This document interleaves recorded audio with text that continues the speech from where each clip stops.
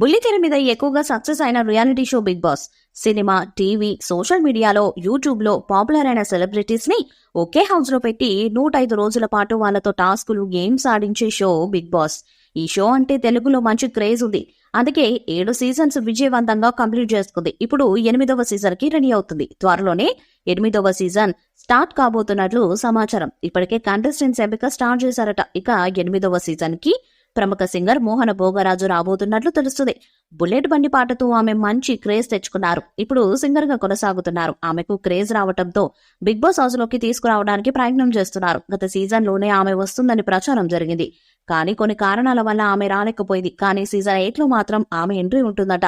ఇప్పటికే big boss team ఆమెను సంప్రదించారని తెలుస్తుంది.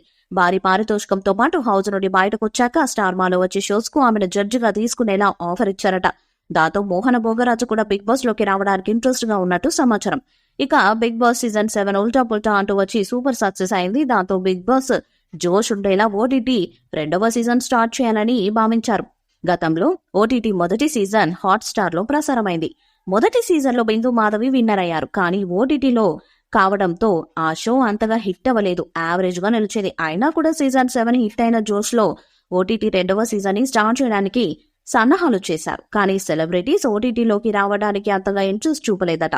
దాంతో దాన్ని పక్కన పెట్టేశారు. బిగ్ బాస్ సీజన్ 8 పనులు స్టార్ట్ చేశారు. ఇక సీజన్ 8 మేలో స్టార్ట్ అవుతుందని ప్రచారం జరుగుతుంది. సెప్టెంబర్ లో నాగార్జున గారు వరుస సినిమాలతో బిజీగా ఉండబోతున్నారు. అందుకే బిగ్ బాస్ సీజన్ 8 ని మేలో స్టార్ట్ చేసి ఆగస్టు నాటికి కంప్లీట్ చేసేలా ప్లాన్ చేస్తున్నారట. మరి దీనిపై అధికారిక ప్రకటన రావాల్సి ఉంది.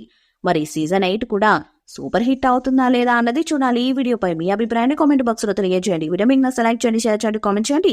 మరిన్ని అప్డేట్స్ కోసం మన ఛానల్ ని సబ్స్క్రైబ్ చేయండి. అలానే పక్కన ఉన్న గంట సింబల్ గట్టిగా కొట్టండి.